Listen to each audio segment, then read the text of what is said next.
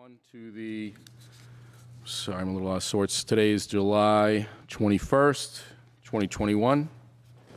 Plaistow Planning Board meeting. We will get started at 6:33 p.m. And Charlene, if you could do a roll call. Yep, Tom Alberti. Present. Tim Moore. Here. Don't see Lori Mollett. Lori's excused. Okay. Karen Robinson. Karen is excused. Maxine Dobson. Maxanne is excused. Okay. Greg Talon. Yes, here. Bill Coy. Here. John Cashel. Here. And me.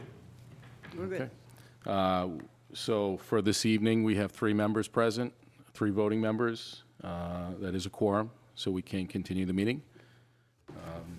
We've just completed a prior meeting at North Ave to do a site walk, and that is on the agenda this evening to discuss.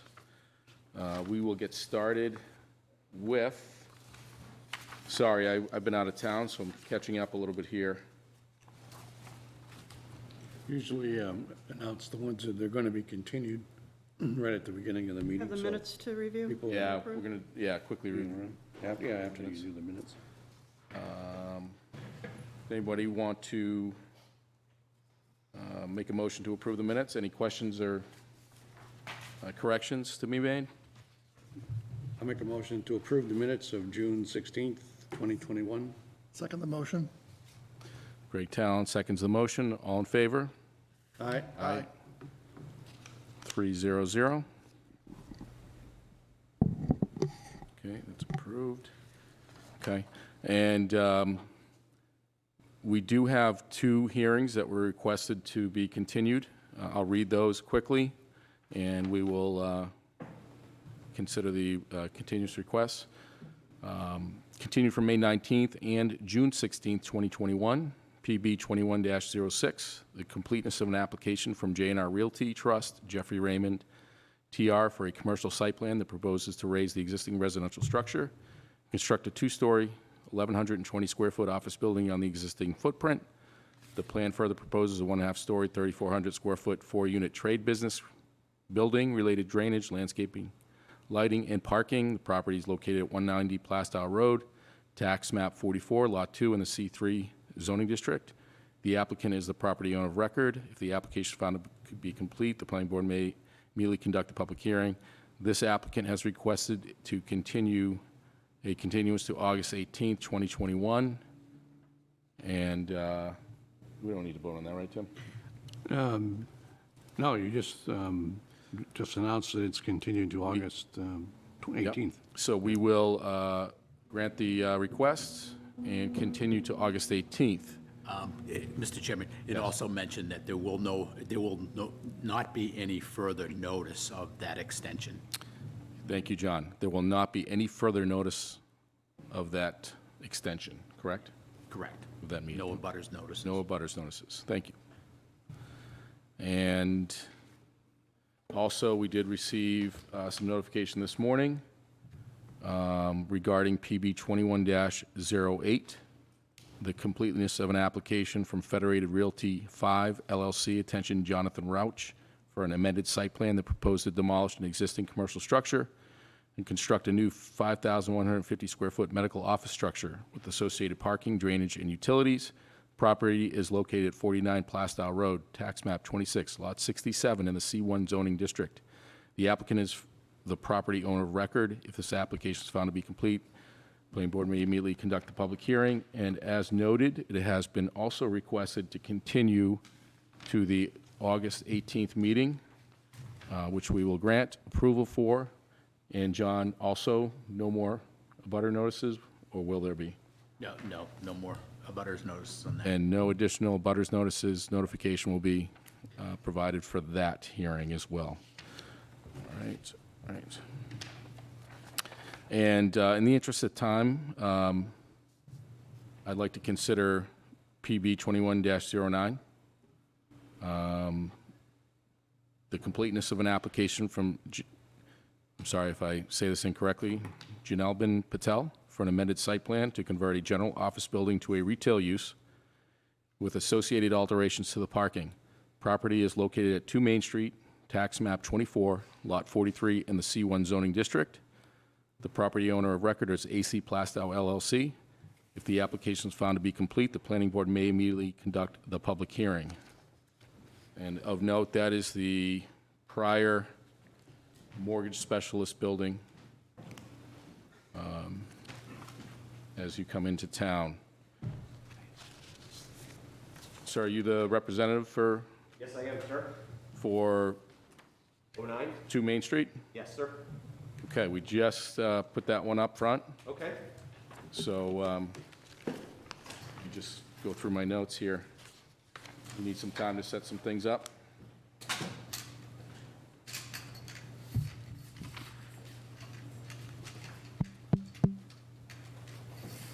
Of note, application materials have been received by the Planning Department. Per the Town Planning Department, That's me. all application materials have been received. It is recommended that the board accept the application as complete. Yeah, I'll make a motion to accept the application, which proposes to amend the site plan from an office use to a retail use at 2 Main Street, tax map 24, lot 43, as complete. Second the motion. All in favor? Aye. Aye. 300 passes.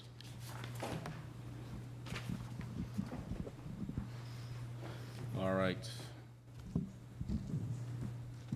And in just a moment, we'll hear a little bit about the application.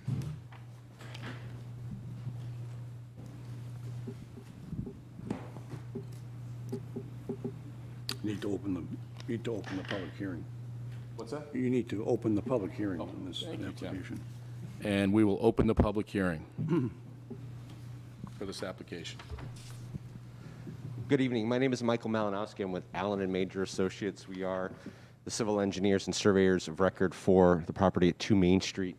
Our applicant is proposing to convert the existing 2-story commercial building to a convenience store. And what they're proposing to do is convenience store on the first floor with a manager's unit up on the second, with some slightly modifications to the existing parking area.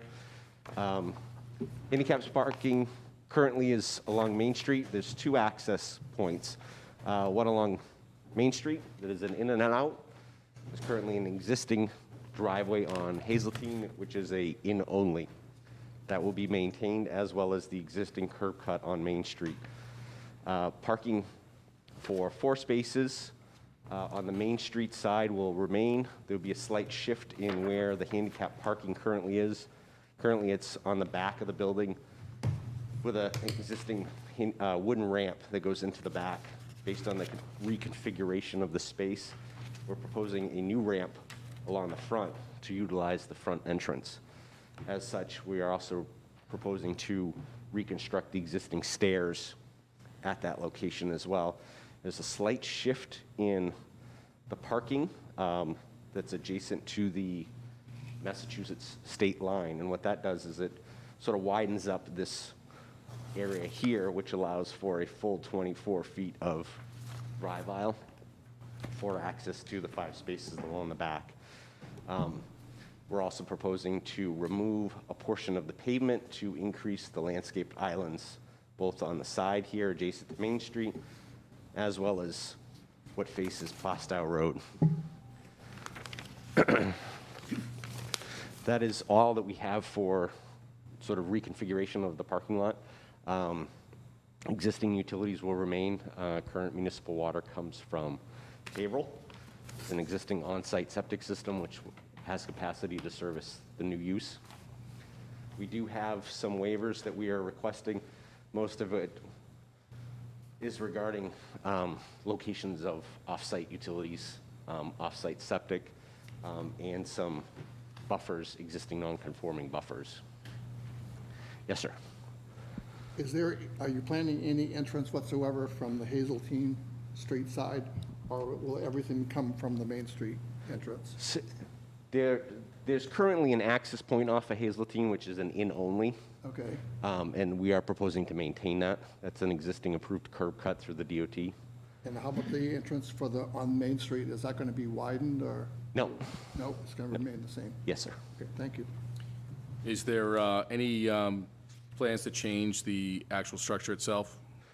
Other than adding a ramp along the front and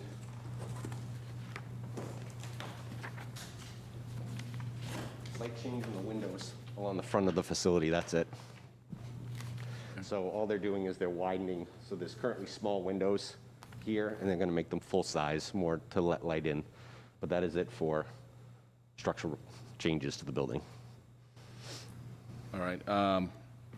What about traffic studies? I mean, where are we with that at this point? We have not prepared a full traffic study. We have had discussions with the DOT. We are in the process of generating a trip generation memo for re-permitting of the entrance on Hazeltine. I will make a note that there are some outstanding issues, minor in nature, which is great. NHDOT driveway permit, DES septic approval, response to the staff checklist review, as well as the engineer's review to the K&A. So, you know, it has been recommended by the planning department that we continue this matter to the August 4th agenda, which I'm comfortable with, especially would allow the opportunity for the other board members to hear more about this project. Are there any other questions at this time from any board members? Not really a question, but what you have labeled as Hazeltine Street, which everybody in Plaistow still recognizes, is actually now Main Street. And where you have labeled Main Street, there's a street of another name, which I never can remember. And all of that took place when they put the traffic light in at the Yeah, end when we of, permitted the Walgreens yeah, across the way. right. DOT still has it listed as Hazeltine as they? 121A. So they still have, that's how they have it listed on their records. 'Cause I thought they were the ones that insisted the name change. So, I mean, it doesn't matter to me, because, like I say, everybody still calls it Hazeltine. Yeah. And everyone still calls that short section Main Street. But I thought they had officially changed. No, at last check, when we had discussions with DOT, they still listed as Hazeltine. This is I think it's been regarded as a non-conforming lot as is. Beyond the waivers, I'm sorry, I'm just catching up on some of these things. Are there going to be any variance requests? No. So the slight modifications are really in the form of waivers, okay? That's correct. And the waivers are more for landscape buffer. Even though we have a slight change in the pavement, we still are not increasing the nonconformity that already exists today. Okay. How about signage? What kind of, The only signage that's, I mean, there's an existing sign that sits in Haverhill that they will be utilizing. There will be a proposed sign on the building, which we will confirm that we have adequate size. Okay. Based on our previous discussions with what's happening at the site, we should have enough wall signage to suffice for our application. I assume the flashing sign will say nice things this time around.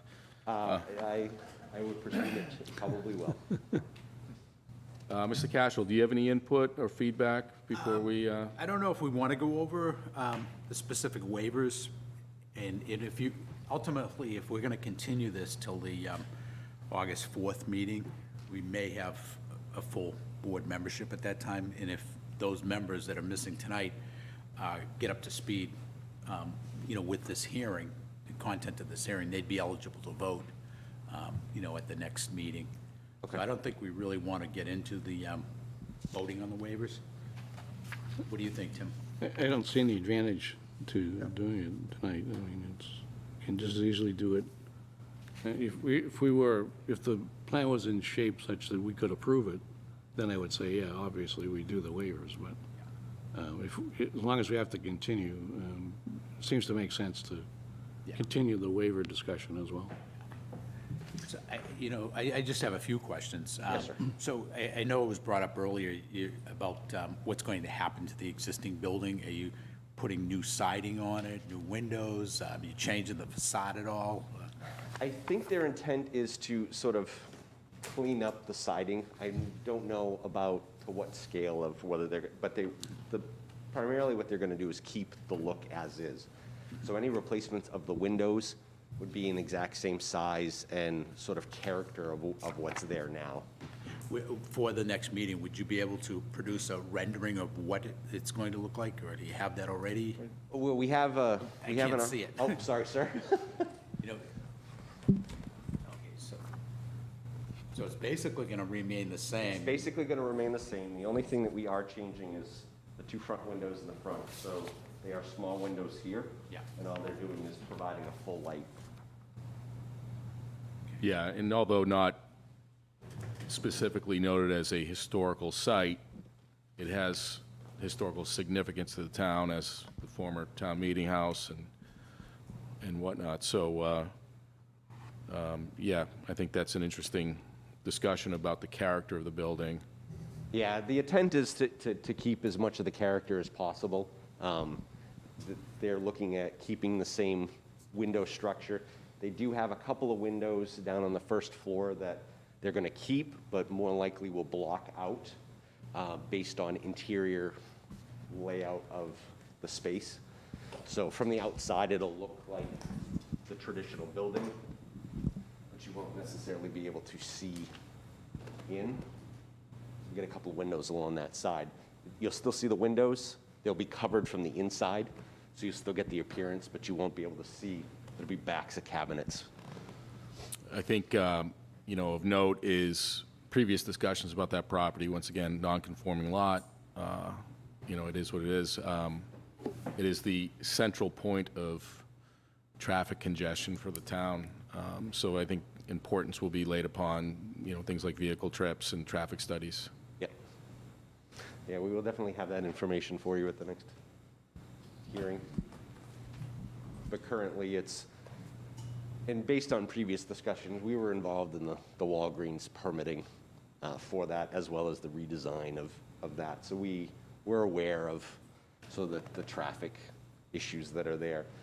And since we don't have access going out to Hazeltine to sort of contribute to what's happening out there, we don't envision that, although there may be a slight increase in trips here, that it's going to have an impact on that, because the majority of the folks are going to be coming out to Main Street, which is still relatively open. So that in It's an location in is, only. and that is just as you come up across 125? That's correct. Okay. That's correct. Yeah, I'll be curious to have what the board's thoughts are on that. It's a tough spot. I suspect that the majority of their traffic is going to be coming from Haverhill as they come into the property. Anytime you get a convenience store like that on the line, they're always advertising, be the first in New Hampshire. Okay. Any other discussion? Have him back on the 4th.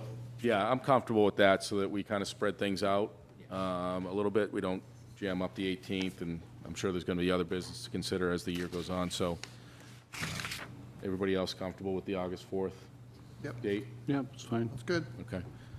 And again, procedurally, Tim, do we have to vote on this?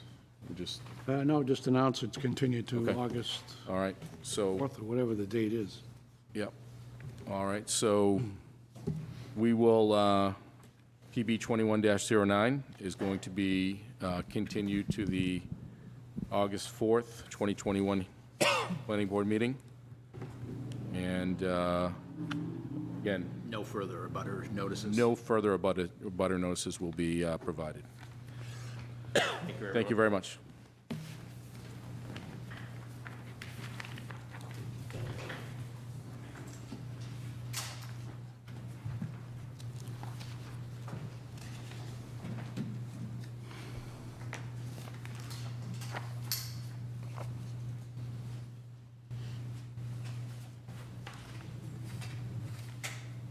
Okay.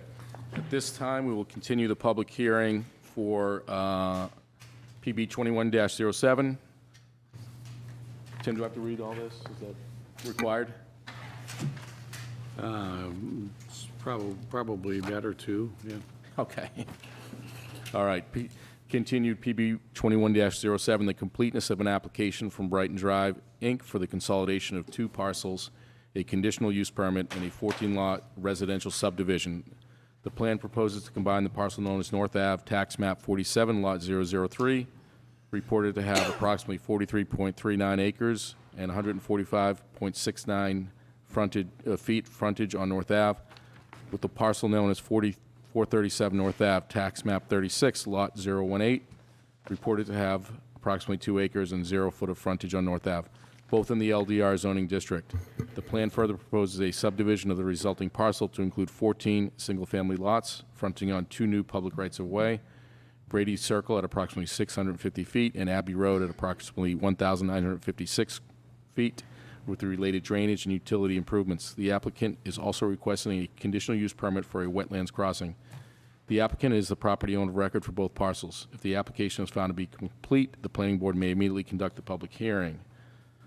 All right. Just bear with me for 1 second.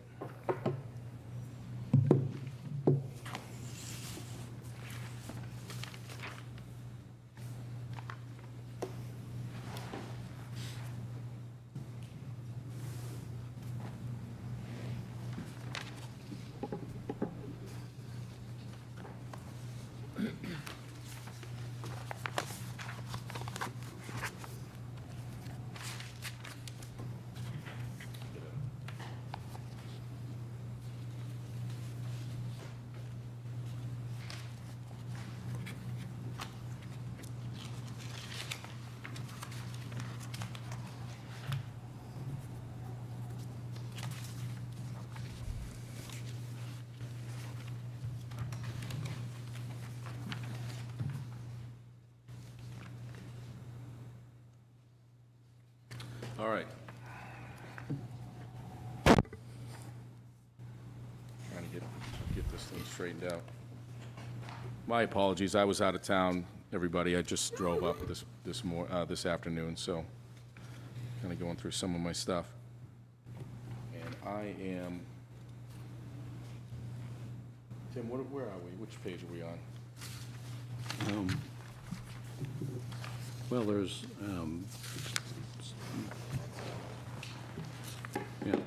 really 2, the staff report and the Keach report.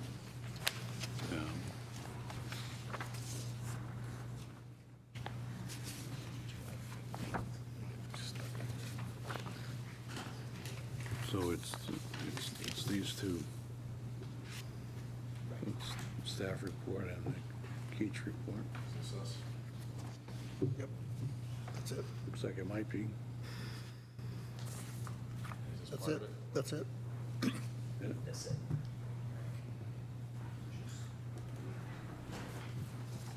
Thank you. All right, so this is the parcel. We did the site walk at 5 o'clock, addressed some questions.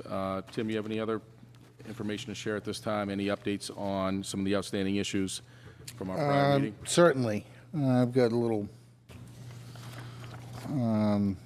speech to make, I guess. First of all, for the record, I'm Tim Lavelle from James Lavelle Associates.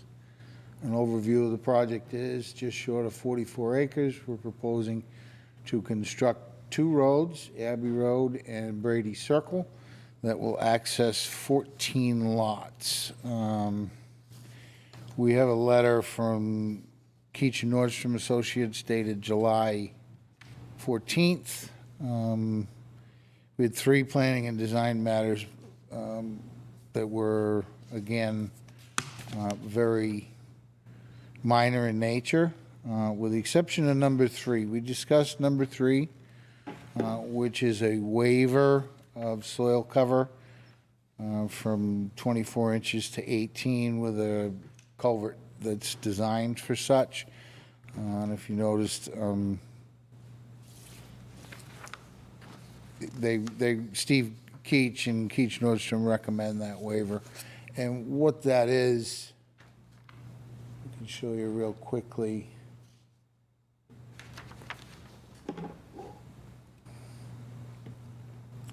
Possibly real quickly. There we go. There's a culvert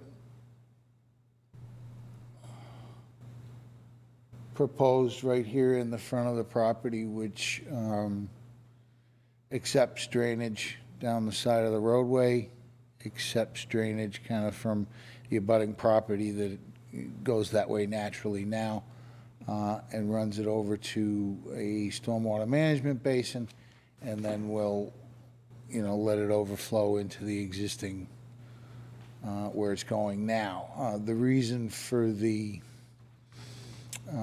waiver, it doesn't seem like much, we're only asking for 6 inches, but in doing so, it allows the roadway to kind of stay down, because you can't have a lump, so the road would continue up and create a fill situation. And again, we're trying to do the best we can do at the front of this to not make it a big cut or a big fill, and just kind of make it fit with the character of the existing property. And like I said, Steve Keach from Keach Nordstrom recommends that waiver. The other two are just some cleanup on the plans. Buffer shown wrong, a couple of missing boundaries, which we've taken care of. Yeah. All right, so, again, I apologize. I'm just sort of getting caught up on a few of these things. One of the items that Mr. Keach mentions was on sheet 13, there was a line graphically shown wrong. That was this line here. It has since been fixed. It had kind of an older version, one of the first ones we submitted, and it had been changed quite a while ago, but it didn't make it onto the engineer's plans, so now we've fixed it. Okay. It seems to be that some of the questions, some of the requests weren't necessarily addressed, and I'm kind of getting caught up on that right now. So K&A Rev number 4, and John or Tim, can you point out to me where that is on this document? Which one are you looking at? You'd have to tell me what revision number 4 was. Page 3 of the report. Of the staff report? Yeah, says that, Staff report, okay. in red, K&A Rev number 4, there's still significant outstanding issues related to reported in the K&A review. That's been taken care of. That's what the letter from the 14th is saying. Okay, Tim, and Mr. Chairman, I would think we'd want to go over in pretty good detail this evening, if you're ready for it. I am ready for it. You said you're ready for it? Yes. Okay. Why don't you go over what Keach Nordstrom has reported to the board as far as what the outstanding items are? Okay. And try to explain, convince the board why we should consider issuing this conditional use permit, which is part of Yeah, absolutely. this subdivision approval review process. Very good. I'll start, and I'll go right through Mr. Keach's letter. It's not very long, so it won't take us all night. General comments, number 1, he just mentions that it requires 4 different state permits, and we've received all of them, so they're all noted on the plans. Number 2 mentions any approval be conditioned upon the satisfying of subdivision regulations, which are performance guarantees. Meaning, if this is approved, we have to get it bonded before we do anything. So that's not an item that we need to address with the board until such time it's conditionally approved, but we certainly agree to that. Now, John, I'm going to ask you a question. Should I go? I Should just start want you. with 2 because you just brought that up? No, I just want you to feel comfortable, because we have all the time. Okay. I feel We want- comfortable We have addressing. plenty of time tonight to go through all these things. What I'd Okay. like you to do, to go back to number 1, you just briefly went over what permits. Why don't you spell out what these permits are? Okay. So that everybody understands, because A is New Hampshire DES subdivision approval. So why don't you explain to the board and to the audience what in fact that means, as well as the rest of those permits? Absolutely. So I'll go right back to number 1. It requires the subdivision approval. We've received subdivision approval. And what that is we have to conduct test pits, show the state a plan like this one here with the test pits in an area that's capable to receive a septic at 4,000 square feet, and then submit it to the state. The state subsurface division then comes out, walks the property, et cetera, and if everything is taken care of, everything's shown, well radius is shown to fit on the property, that sort of thing, they will grant you an approval. However, in this case, we're proposing 3 areas of dredge and fill, which are here, and at the entrance. So the subdivision actually hinges upon a dredge and fill permit. We applied for and received a dredge and fill permit. So the subdivision approval was then granted. Let's see, I'm skipping. in The regard- alteration of terrain permit, which we were also granted, is in regards to, and I'm sure the board's aware, but the audience probably isn't. When we do drainage, we have to comply with MS4, which is a design standard, which is kind of federally mandated. And that's what this design here is, with your stormwater management basins, your ditches, and so forth, so that there's no additional water going off the property. We've got 3 areas of those, and so forth, that comply with those new rules. Alteration of terrain has existed in New Hampshire for a very long time, but they now have all new rules and have increased their requirements to match the federally mandated MS4. So we applied to and received that permit. So as far as DES, the Department of Environmental Services, we have state subdivision, dredge and fill, and alteration of terrain permits have all been issued. And then lastly, North Ave is a state road, so we had to apply for a state driveway entrance permit, which we applied for. And as the board's probably aware, it takes a while to get one of those. And we applied and received the permit for this area, which is right on the state line. So those are our all 4 state permits. It's actually a little different for me to be sitting here at the board with all of the permits. There's usually one that takes longer than others, and Tim's laughing at me because he knows Pretty that to be unusual, true. yeah, Usually we're waiting, lately we're waiting on the alteration of terrain permit, and everything else falls into place after that. But in this case, we actually have it. And again, number 2 on the general comments is just telling that if this is approved, we have to have performance guarantees or bonds in place, and we obviously agree to that at however the town likes to see them. So the number C, I don't know, I was trying to pay attention and I didn't think that you mentioned it. That is a requirement to be able to build where wetlands are involved? To The fill the wetlands or to cross the wetlands, yes. You have a construction and you have a wetland, you need to have this permit. Yes, if you touch the wetland at all. Okay.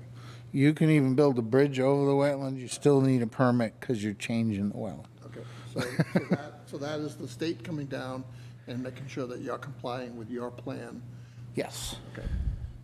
Yeah, and also, I mean, subsurface, which looks at subdivision, they send an inspector out. Wetlands Bureau, they actually send another person out to look at the wetlands crossings. That's Eben Lewis. He was out, I think, So 2 or 3 times to look at this, and we got our permits granted. So the last question I have about that, because it's impacts this property, the lots that have the wetland going right through the middle of them, Yes.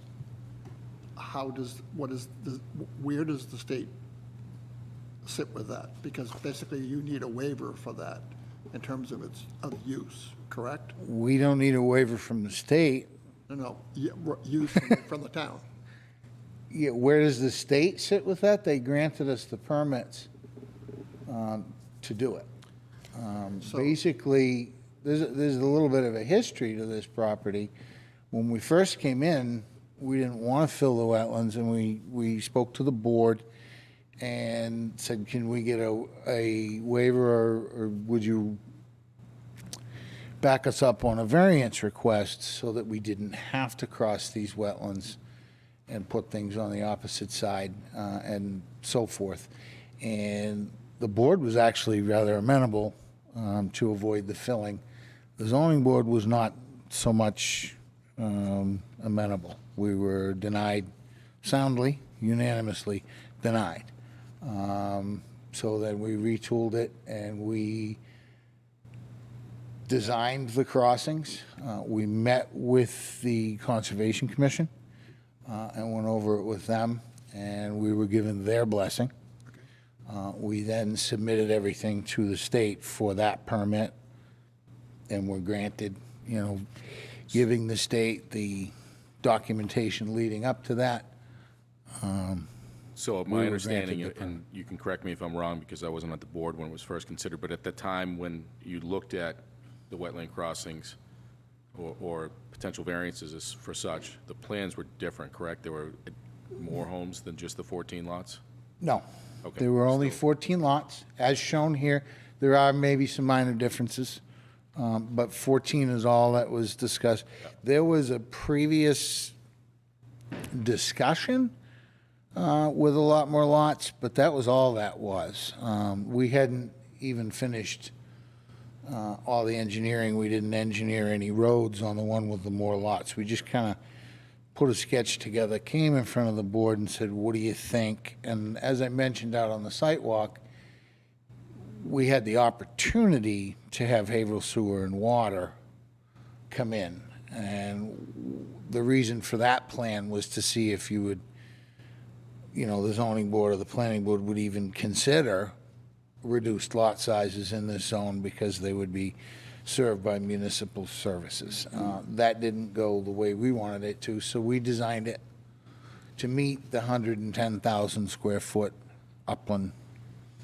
And that's what we have here. You mentioned that the Conservation Commission gave their approval or blessing or whatnot. I'm still seeing that the Conservation Commission has not met with you about the current plans. And They looked at these plans. These plans have not Timothy, changed since we showed. Correct me if So I'm do you have wrong, but something do you have something in writing from them? Or can you request something? I have from the them? minutes of their meeting, Okay, that'll be fine. yeah, Tom? well, and these plans have at our not last changed meeting, we since did they've ask you seen to it. go meet with them because I think that was, this was the most up-to-date application. And if we're looking at a new application, then we're looking at a new, You're not looking at a new plan, the old dates are still on them. yeah. But as discussed, we did talk about you going out to reach out to Conservation Commission so that we could receive their recommendations. They sent you their recommendations already. Yeah, It's right here. that being the old communication. Plan hasn't changed. We have a member of the Conservation Commission in the room. I'm thinking, Yeah. Yep. What was the date of that Concom letter? it was July 18th, 2019. 2 years ago. Plans that we drafted were June 12th, 2019. The lot lines have not changed since then. There's no, once again, the board's changed, the Conservation Commission may or may not have changed since then, but as far as paperwork, we don't have anything from Conservation Commission addressing. And I will go on to say that part of getting the state permit was because we did submit that the town recommended it in 19. Dated, This is a road we got sent down. We tried to avoid filling it. Yep. Which I know we're being nasty developers. We don't normally try and avoid it, but trust me, we've been beaten over the head enough. We try and avoid wetlands. so the fill we areas, are those areas on the plan, There are 3 areas. only on the lot lines, is that correct? There are 2 on the lot lines, one between, no, I have to look at the lot numbers here. Ooh. Between 6 and 7, and then there's another one, Can you point to that with your cursor? yep, I'm working on Wanna it. make sure I'm Okay, on it's actually between lots 5 and 6. There's a wetlands proposed here, with wells proposed in the back. How much fill approximately? That one is 1,900 square feet, and then almost the same amount here, which is between lots 7 and 8. And again, well lines would go across here to proposed wells in the back. We would try and construct all the homes in the front of the lot. We've got test pits all across the front. And in any other zone in town, there's plenty of area to build a home in. It's just the 110,000 square foot zone. Sure. I think it was noted that the wetlands, some of the language around wetlands and wetlands protection has changed in the last year. So, These plans when do we- reflect that. We've changed all the buffer zones, et cetera, again, though, as at our per last the K meeting, and A letter. but again, as our last meeting, one of the things that we mentioned was a recommendation that you meet with Concom currently to discuss the current application. And as of 7/15/2021, we were notified that staff has contacted Concom and that Concom has not been contacted by, Not since our last meeting, no, that's correct. So just for my clarity, what you just showed us for those fill areas is exactly what was also submitted in 2019 to the commission. And what was approved by the state, yeah, Okay, so this has not changed. not changed. Okay, that was the impression I was getting. That there was additional changes made, and that's why I think there was a Nope, there are no changes at request all. for additional. So basically, their minutes basically approved the same plan that you're showing us here. Yes. and Tim, As did the state of New Hampshire, and if we had to try and change it now, if we reduced the fill by some magical reason, we wouldn't need a new permit. Okay. But if we increased it by 3 or 4 square feet, we Yep. would have to re-permit it. Right. Tim, can you speak to the changes in the wetlands protection that essentially were put forth this year? And what's your thoughts on the prior discussion the applicant has had with the Conservation Commission a year ago versus, or excuse me, 2 years ago versus today? Well, as Tim mentioned a few minutes ago, the buffer sizes have changed, and they made the corresponding changes on the plan. And as far as the conditional use permit, it has always been required to get a letter from Concom. But as, again, as Tim just clarified, the letter that the Concom sent dated July 19th, was it? Yes. Yes. Was- 18, I'm sorry. Was after the plan date of July 12th. So the Concom did, in fact, review this set of plans. So I don't really, I know it didn't say anything the last time because I wasn't sure of the dates. But yeah, at this point, I don't see any reason to go back to Concom and have them relook at the same plans that they looked at Okay. before. So, Yeah, I mean, I'm happy with what we have.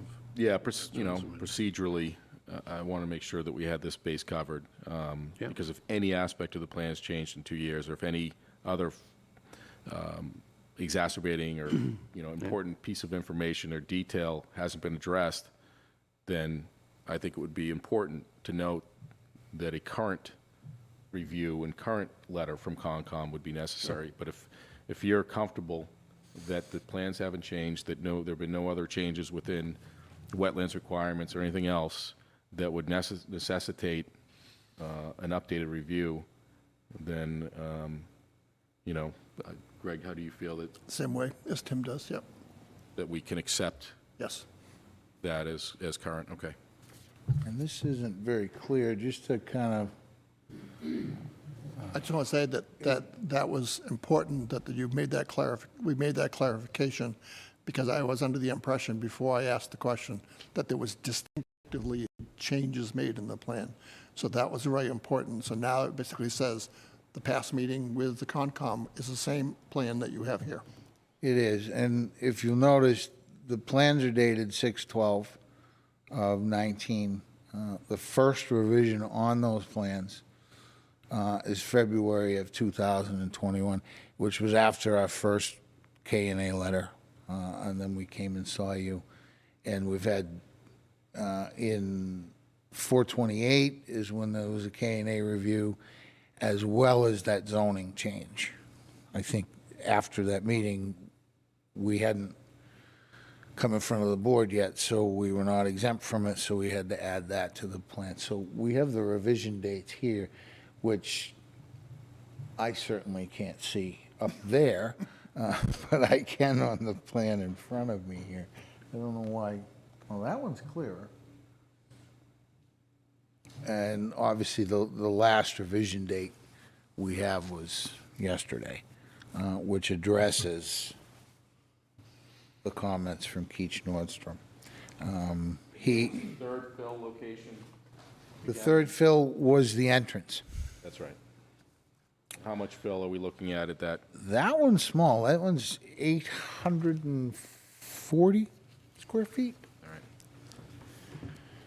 Yeah, I think 840 or 850, something right in that ballpark. I think it's important to recognize that wetlands are often impacted, and the importance of, the environment and whatnot. So, I, as an individual, I'm always concerned anytime we're going to impact them. Has any other considerations been made to try to minimize these even further? Tim, do you have any additional thoughts coming from the Conservation Commission side? No, not really. I mean, when Concom reviews it, we're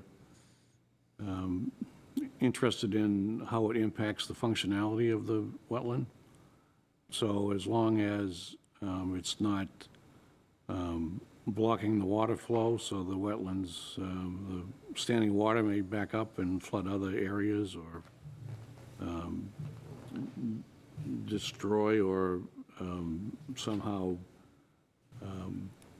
modify in some negative way wildlife habitat, all of those kinds of things. When they do their review, if they find anything it's noteworthy, they, would mention it in the letter, but I don't, other than the obvious, we'd rather not have any impact to wetlands. The plan here really is very minimal. And the Abbey Road one, that was a culvert, so I think if you look at the drainage and water flow, may actually improve the situation. Yeah, that was my second question, and also the fills, the two locations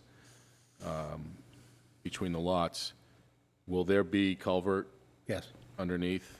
Yeah. Okay, and so don't anticipate any other changes No, or water impact? In fact, the culverts were proposed and sized appropriately by the drainage engineer with the calculations that they do through AOT, so it's not like when we design a culvert, we think 24 will do it, so let's throw a 36. But- Sure. So they were sized appropriately. So also within the staff checklist review, the staff was informed, and I'll read this, that it was informed by Steve Keach, not the applicant, that a revised plan had been forwarded to K&A for further review.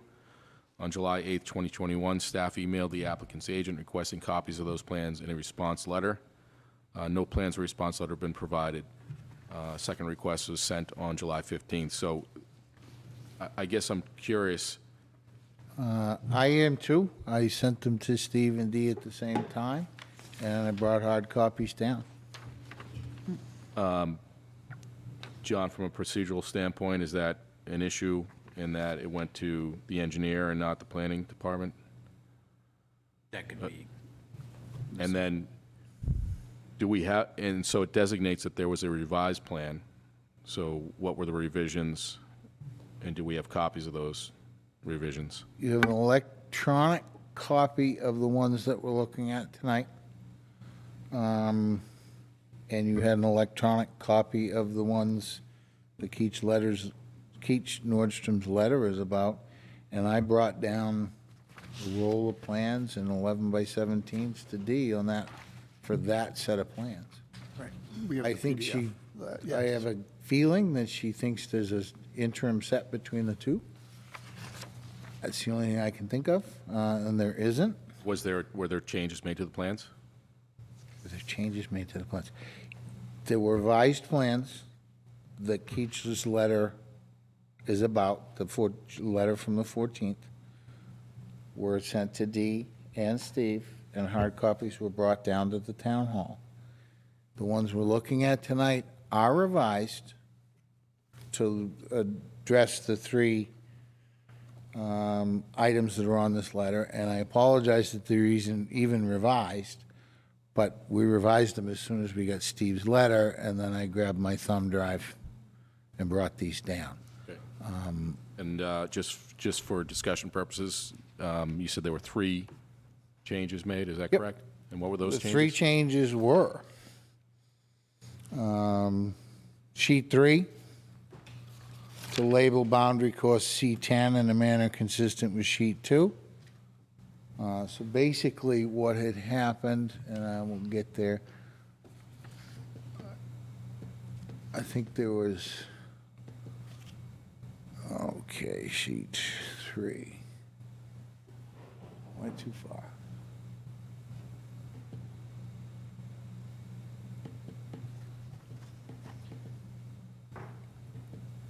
Yes, Mr. Cashel. as we have a pause here, I just want to bring up the content of Steve Keach's most recent recommendation to the board. And the most important part of it, this is his recommendation of July 14th. He's putting forward to this planning board that the conditional use permit is the sole discretion of the planning board to approve.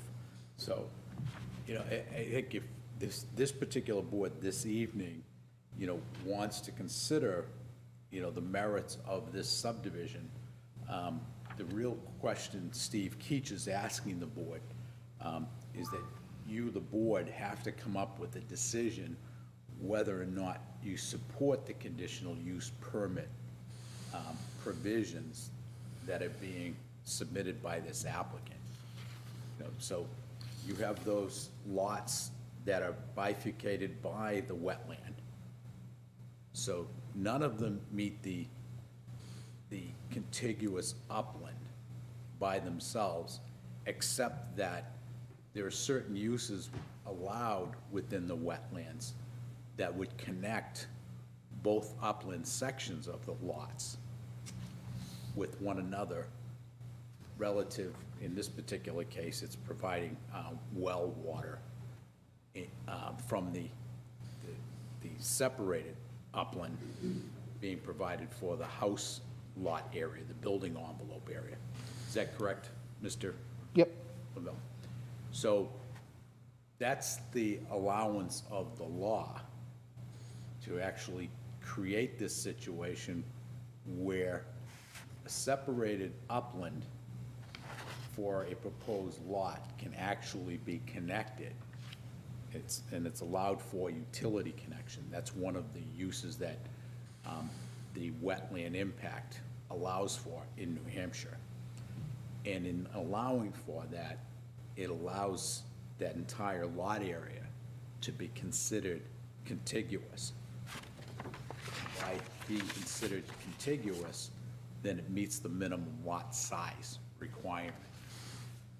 When we reviewed this a couple of years ago, we were asking the applicant to, work with us, reduce the lot sizes, and perhaps go around the wetlands from the back, extending the cul-de-sac length. There's pluses and minuses involved, but what you do in doing it that way, you protect the integrity of that wetland body.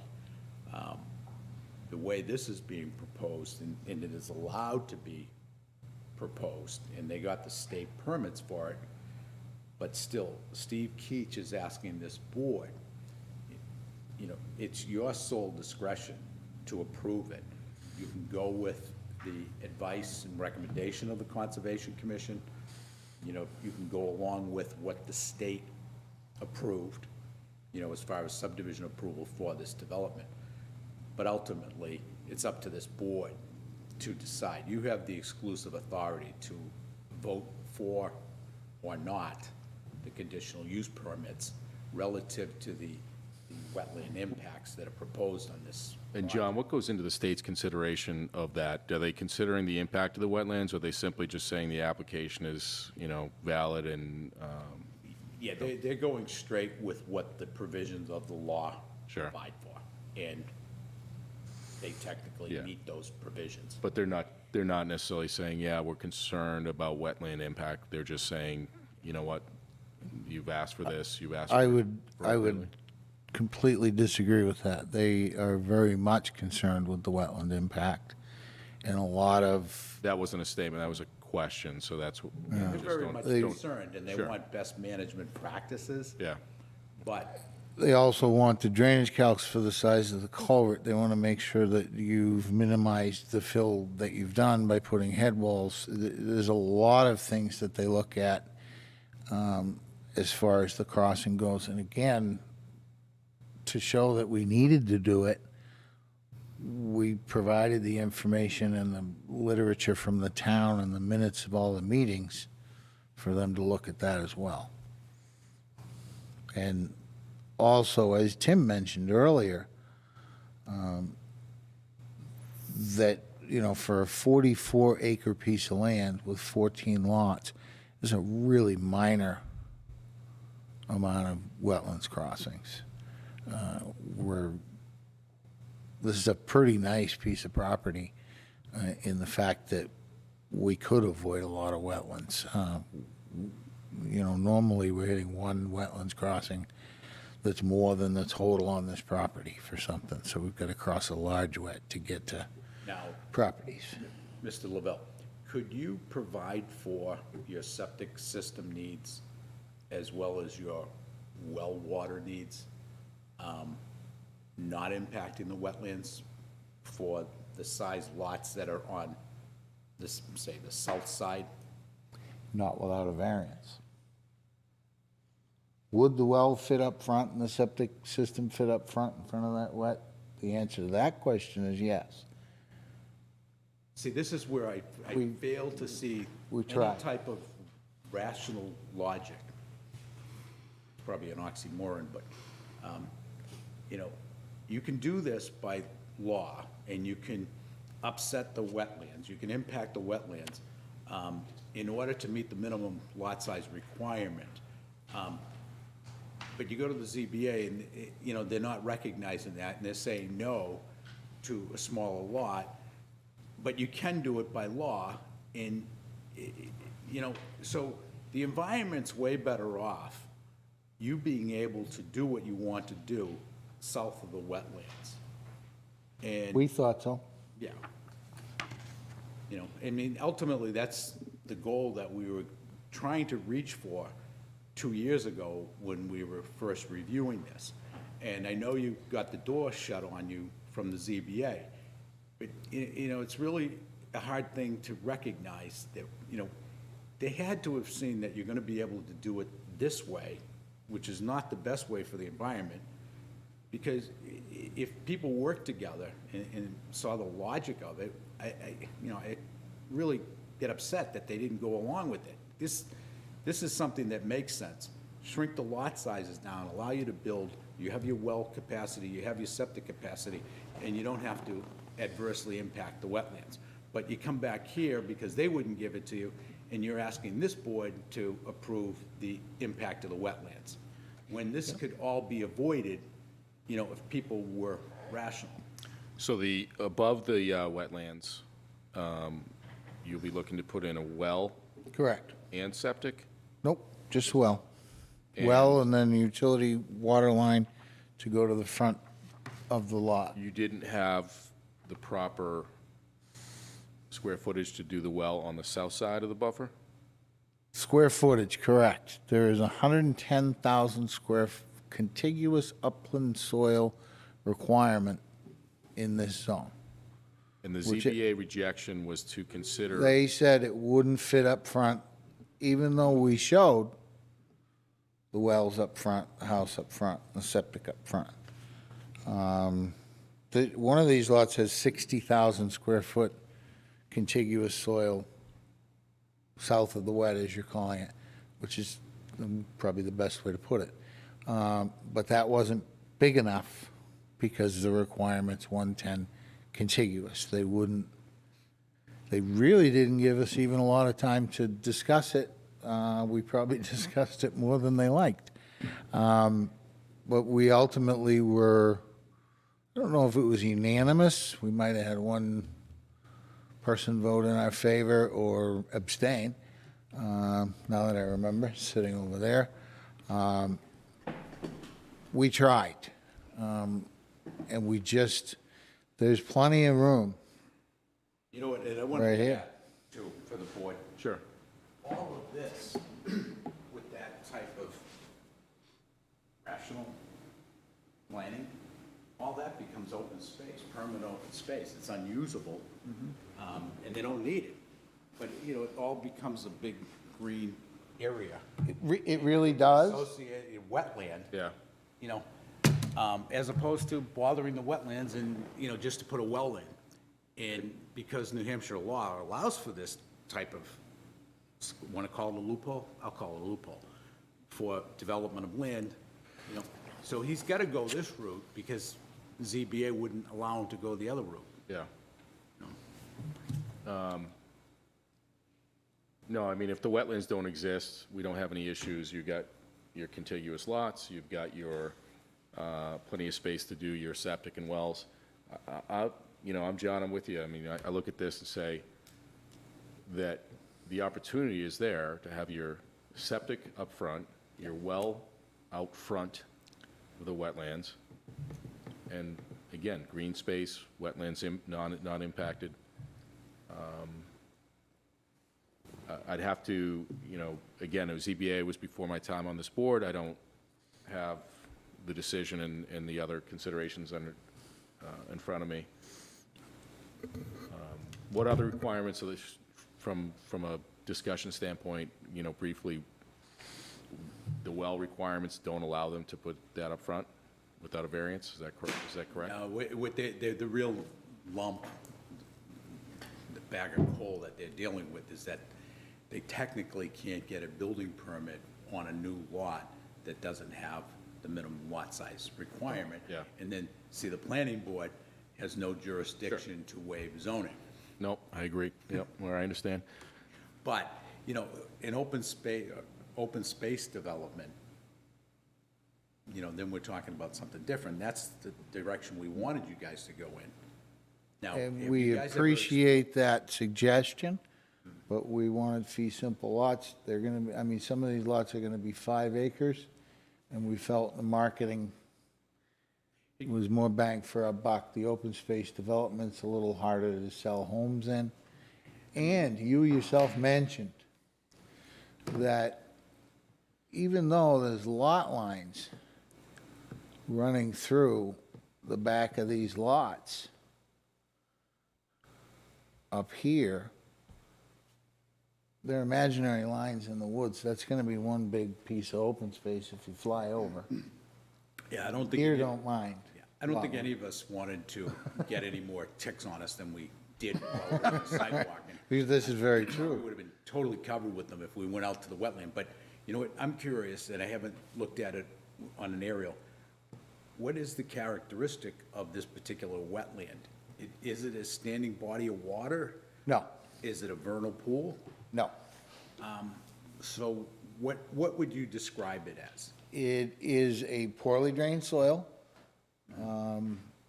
I did go down to the wetlands, and you guys abandoned me when I walked down there. It's squishy. My feet would have gotten wet if I tried to cross it. In some spots, I did cross it, and one, I just kind of jumped over it and then jumped back. And then went and found you.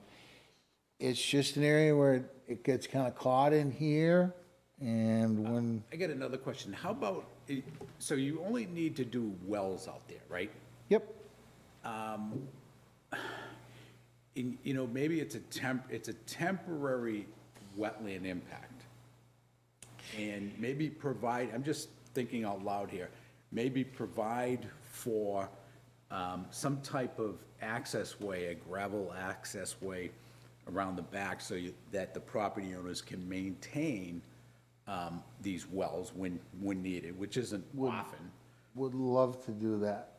Yeah. I've So- got to fill it to make it contiguous. Yeah, Got to leave it filled to make it contiguous. yeah. So how much fill are you bringing into this? In each one of these lots are gonna have to be filled for this access way Yep, to the well. and each crossing is about 1,900 square feet 1,900 square feet of impact. per crossing, so 950 square feet per lot, so 4 lots. Yeah, this is it's such a terrible way to develop land. I absolutely agree with you, but that's the road I was sent down. Yeah, so the zoning requirements are in essence almost interfering with the ability to do this in a greener way. Yeah. A lower impact, environmental impact way. I mean, talking out loud, and I'm sure that probably people listening, and it'll get back to the ZBA, but I'm just wondering, are they willing to change their mind about this or open their minds about it? I just think it's a foolish impact that can be avoided. And what's most important, protecting some wetlands from, an avoidable situation. I would over, this minimum lot size, which is a very large minimum lot size in any zoning in any town. And it would be, I can only imagine, fiscally more responsible or advantageous to you and the applicant to not have to do these things? It would. Is there any motivation to? There was all sorts of motivation. You've got to understand, we've been at this for 2 years. And we tried to look at other things, and that's why there was kind of some downtime. We looked at it, we went to the zoning board, we were denied. We tossed around and looked and did some investigation into the open space, which everyone pushed. And I'm not saying they shouldn't have, don't take how I said that the wrong way. But this is what we came up with. The only difference in the plan that the ZBA saw and the one that's in front of us today is this lot line right here. We moved it so it was beyond the wet, so this lot is contiguous. Basically dry. So the next, Did you request a rehearing, just out of curiosity? I mean, So the other thing I want to. we were denied soundly, and the thing is, we're saying minimum lot size. It's true, and that's the right way to say it, but this lot here is 4.73 acres. And without the filling, it doesn't meet the requirements. This lot here is, 4.2 acres. They're big lots. They're 186,000, 206,000 square foot lots. Other places in town, that's 4 lots. yeah. Tim, in your experience, and John, I'll get to you in a second. Yeah. You've been around a while, you've seen and heard a lot of different things. Have you ever seen any sort of revisiting of an issue like this that would ever come back around to the zoning board and under consideration? Well, I'm not, by any stretch of the imagination, expert on CBA procedures and whatever, but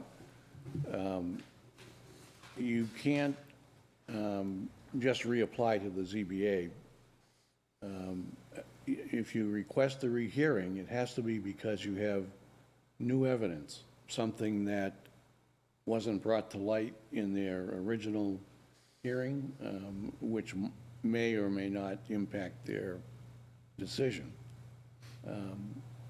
And there's certainly no new evidence could be generated here on lot size. I mean, it's a small area. It's the same Road. same that they looked at. Yeah, yeah, So- yeah, there are a lot of, The other way to look at this, we know now it's not a standing body of water, it's not a pond. And then it doesn't even qualify as a vernal pool, yeah, which, if anybody doesn't realize, those are very important environmental features, wetland features for any property.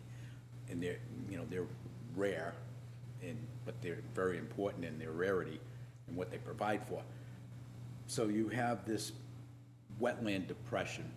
So the impact they're talking about is not going to be, a roadway with traffic going up and down it.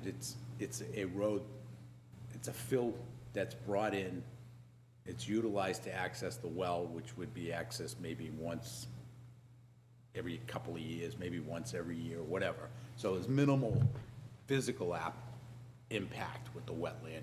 yeah. Yeah, and I think this is probably one of the rare instances where the rules, the ordinances, and everything that help protect the wetlands, that help, designate lot sizes and everything else, kind of worked against the more common sense type of scenario. So, But in effect, all that backland does remain undeveloped and Sure. open outside of a wellhead being there. yeah, and so, again, speaking of that, by making these contiguous lots, does that create any scenario where that portion of the upland could be impacted? Could there be some sort of structures put on there or anything else Well, yeah, I in can the speak to future? that, and I think you'll like my answer. No, there couldn't be any structures back there, because your ordinances protect us from doing so. your driveways have to meet the sideline setback. So to get a driveway in here, you'd have to be over here somewhere where it isn't filled. So you can't get back here for a driveway for another structure. This is just, you're gonna back the well truck over here, you're gonna go over here, you're gonna drill your well, and that's it. They can't go build a big barn out here because there's no access to it. How's the well truck going to access that portion of the land? They going to come They're around? gonna go across here, which is just enough Okay. for a vehicle, and that's the point of it. But to have a driveway that meets your town standards for a home or for a barn or a garage, this access point doesn't meet town standards. Mr. Chairman?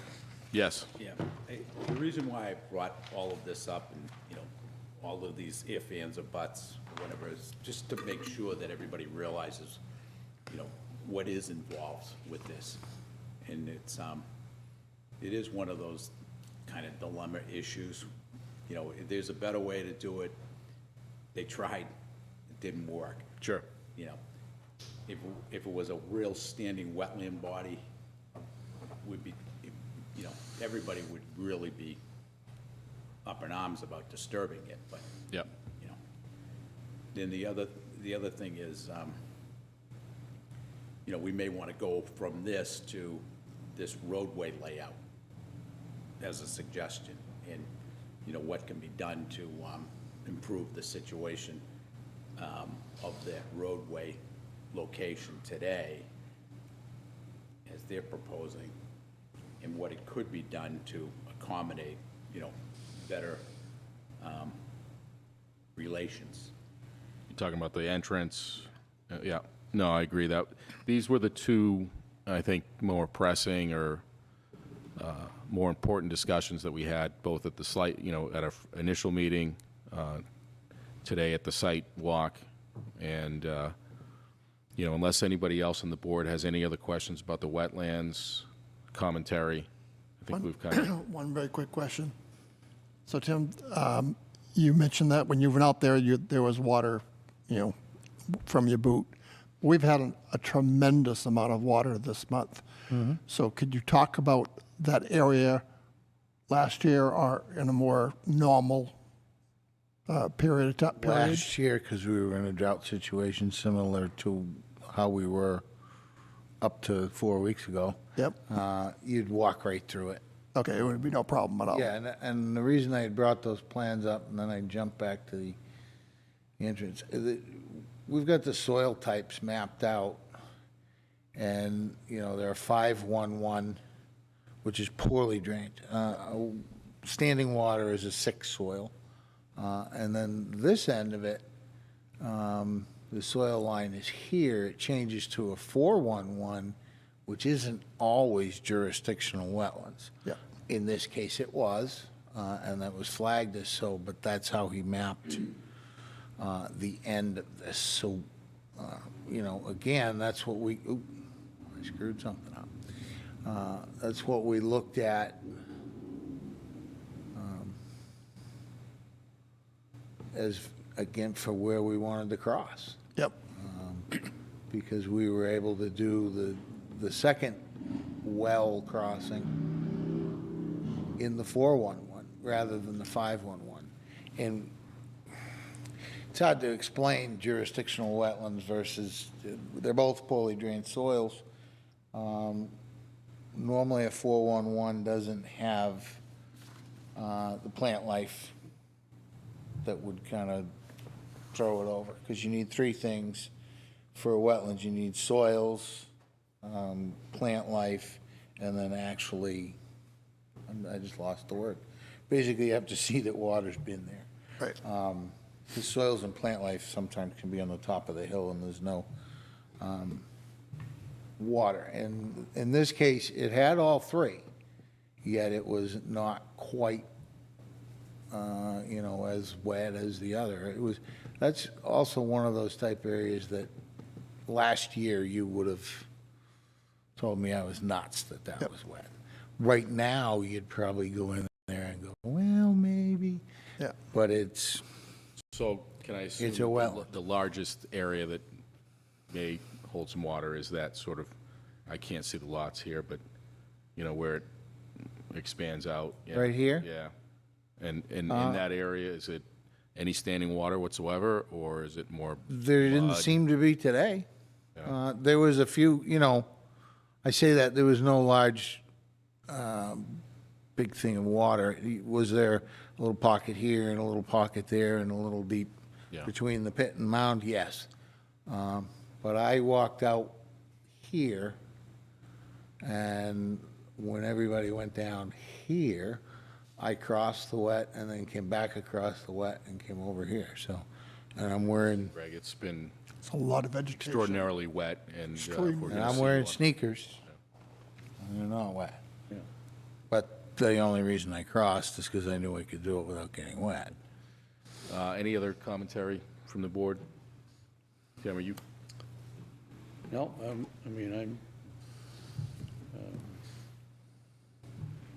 satisfied, I guess, is the right Yeah.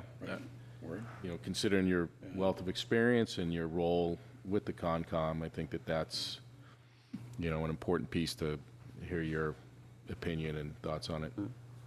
So I think at some point, we could certainly approve the conditional use permit part of the application.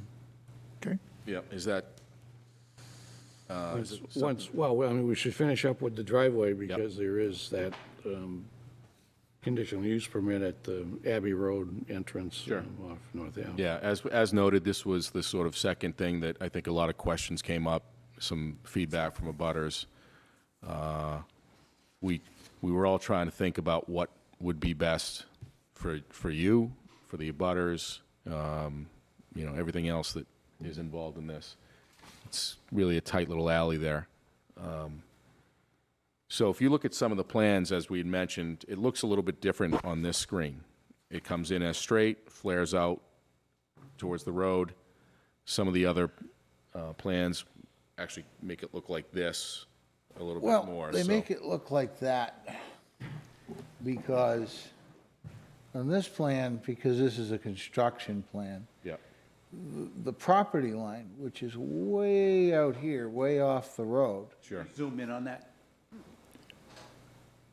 Actually, I think Don't- if he hits cancel. don't know if I Hit the can one zoom below it. in on it. Oh, yeah, hit cancel because you're in print Yeah, you're in mode. print, Is it so a hit PDF? cancel. See it, go over to the left, bottom left, see where the blue print is? Yeah, Hit cancel. Cancel.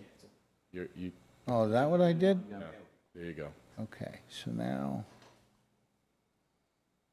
Little plus sign. for someone who sits in front of a computer all day, I am computer illiterate. I think you should have a plus and a minus over on the right-hand That's, side. that's a little better. I don't, I think if he goes to the magnifying glass up Yeah. top, Yeah, near the Go star, enlarge it. Yep. okay, or is that a find? No, that is search. something about sync. or- yeah, X that out. So that, oh, is that a find, or is that a magnifying glass Go next to two it? more over to the right is zoom, one more over. That should be it. Collections. No, No, go over to the left of the Yeah, star. you get the magnifying glass to the left of the star. Zoom, there we Zoom go. at 46%. Zoom, okay. Zoom 100. Ah, there you go. There you go. All right. That's good. Now, come down a little bit.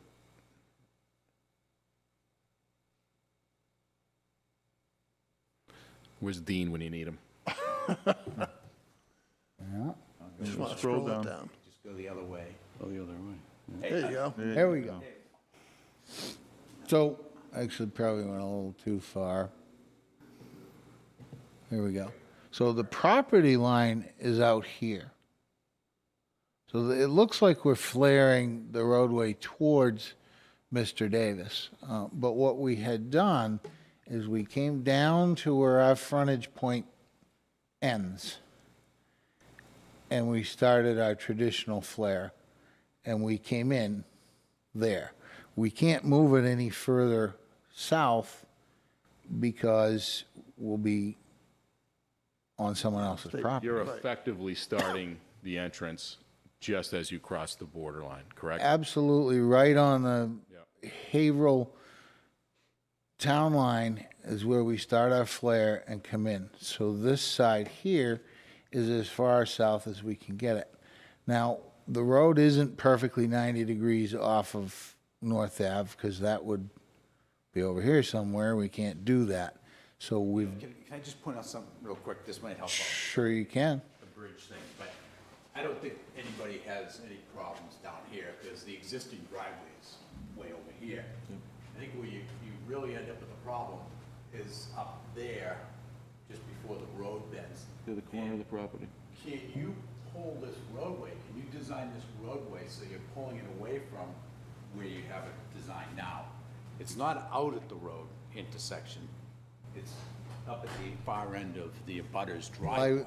Can you, is there a way to design? I was getting to that, John. Okay. And basically what it is, as I stated, 90 degrees off of North Ave, which is what the state wants you to do. We, To what distance? How soon? To what could you distance? bend the road? Meaning, could you, and I'll go up here and see.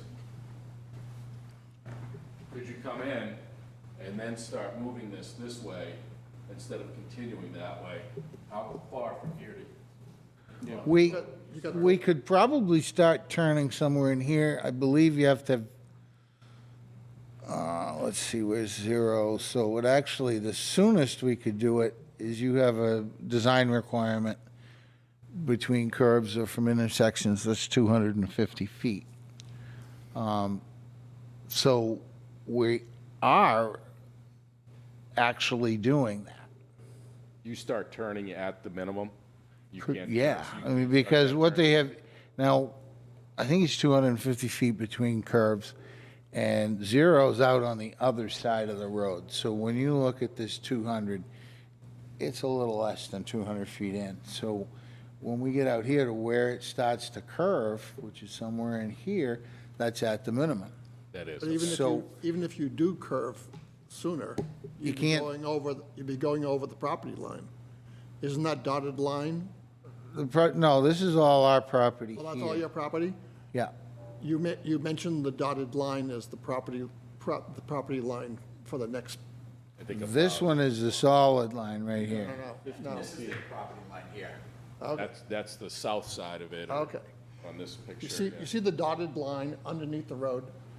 That's what I thought you were talking about. This one here? Nope, down further. Go down, right there. That dot. No, that's actually underground utility as shown on the plan. Proposed underground utility. So other than moving that, that's the only thing that you would be able to do if you wanted to turn Right, this and- road faster. We've got the radius of this curve as tight as we can get it. Yep. Because you can't take a 90 degree. As I stated, this has been looked at. This isn't something we threw together 6 months ago. We've been looking at this for 2 years, trying to find a way to make it a little better. Was the, Mr. Davis had mentioned someone came to ask him if he would close his driveway and come in off of here. That was me. And Mr. Davis was very nice, answered all my questions, told me no. Yep. Which I expected. I said thank you and on our way. Because when we were trying to permit this, the state was trying to force us to get him to close his driveway. Oh, So they put us in between the two of them, and then finally, with asking Mr. Davis and a suggestion from Brighton Drive's attorney, we got him to stop bothering us about that. But Mr. Davis has been a fantastic neighbor, and we've just tried to do the best we can do. and The you other said they thing want I- a 90, they want a 90 degree, but what's the Right, what's the and we're minimum? down at like 80. And how far will they go allowable? In this case, that's as much as they would allow. Okay. They tried to push us to see if we could buy a piece of land here and give them this one back. There was a lot of back and forth. Straight up, it took a year to get the driveway permit. And I know the members of the board know it takes a long time to get a driveway permit through District 6, but not normally a year. They don't ever allow the less than 250 feet to start a turn? No, and that's also in your rules. Yeah, but that's our decision. That's the planning board decision. And the planning board has the authority to waive anything within its own rules and regulations. So, Right, and unfortunately, as we were discussing before, you can't do that. The one thing that I guess no one's really looking at is, we all live on the road. Some of us have lawn that goes right up to the road, and everyone thinks they own up to the pavement. They don't. In this case, yes, we'll be building a roadway here, but where Mr. Davis's driveway is, most of it will be outside of the pavement, so he will actually enjoy all this lawn or whatever he wants to do with it, because it's within the town's right of way. Just like everybody else that could run a driveway out, et cetera, as long as, When we get to Danny the gives them closest permission. point, the right-of-way will be on Mr. Davis's property, is that be correct? right at his corner here. Right at it or over it? At it. It does not, you can't go over it. The Yeah. road won't start there. There'll be Well, grass or a the buffer. pavement will be 13 feet out. Right. I got a The question. right-of-way line will be Right at it. on, and there was one point that was made, that, you know, why does the right-of-way flare out? We have no need to keep that. We could put a new property line down that matches this one 50 feet over and deed that to Mr. Davis. It wouldn't make a difference to us at all. I don't know that he wants that. He just doesn't want the road there at all. I have a question for you. John, can you speak into the? Yeah. Yeah. I have a question now. So the existing road that we all drove on Yep. to get onto your applicant's property, right? Yep. Is that an easement over? No. So how did that come to be? If you look right here, this is the edge of his existing driveway. So we drove in just like that. Yeah, but doesn't that road exist even 10 square feet or more on his property? And how do you have the right to do that? Is that through easement? Exactly where we're driving, I can't tell you. We're driving over mostly because his property line is here. That flare of his driveway is on Brighton Drive's driveway. We pulled in here and drove in. You're driving across what is his driveway, but we're driving on Brighton Drive's property. And again, once this new road's constructed, there'll be no need for anyone to go near his existing driveway. So I just have one more question, to try to come up with a solution here, so you're not any closer to his existing driveway than, you know, what could be allowed for. If the board waived, was willing to waive that 250 feet, so that you're able to avoid, can you actually design this roadway away from his property and still be able to do what you want to do and need to do further in with your road? I'm not sure we can. That's a big what if, a very expensive what if. If you started turning back here 50 feet before you could, or whatever, we're gonna save maybe 3 or 4 feet, which sounds great, but then I've gotta look at the lot area here. I've gotta look at the curve. I've also gotta look at this intersection. I may have to chase lot lines all the way down and around the corner. That could be a $20,000 or a $30,000 engineering thing to say, nope, I can't do it. I can't save him 3 feet. I feel bad for him, but, you know, his driveway as it exists is on Brighton Drive property. The new part here, And what we've heard from this property owner before, and he may want to comment I'm sure he'll want to speak for himself, yes? But, you know, no, well, he can talk when he gets up here, but what I'm questioning is, he doesn't want a curb cut on this new roadway. No, I guess not. I personally would. I think I'd get more money for my house if I was on this Abbey Road subdivision with all the big McMansions that'll most likely be built there. Than Do on you think it's a North good Ave. time for public discussion? Yeah. Yeah, and again, you know, if anybody wishes to speak to the wetlands discussion that we had previously, but also any abutters or the public that wants to speak about this particular conversation, please feel free to do so. You can sit at that chair over there, use that microphone, name and address. I was getting out of his way. I think that's what he wants. Right over here. Yeah, with right at the microphone, please. Yeah, try pulling the microphone, here. try pulling the microphone right close to your face. Good evening. Ross Davis, 32 North Avenue. Yeah, I just came here about, you know, that's my driveway, and I'm really worried about it. I do have my own surveyor working, and I don't have definite boundaries yet. I don't feel confident in what's kind of shown there. But my surveyor is saying that there's no way, I mean, there's a way you can do maybe a double radius on that bend, maybe a short one and then another one to kind of pull it down. There's got to be a way around it. The other thing I'm just really, as you know, concerned about, my well is like 30 feet, 25 feet from that proposed road, which we all know when you do asphalt paving, there's a lot of diesel runoff and tar and everything, and then not to mention all the traffic and emissions, pollutions as cars drive past my yard there.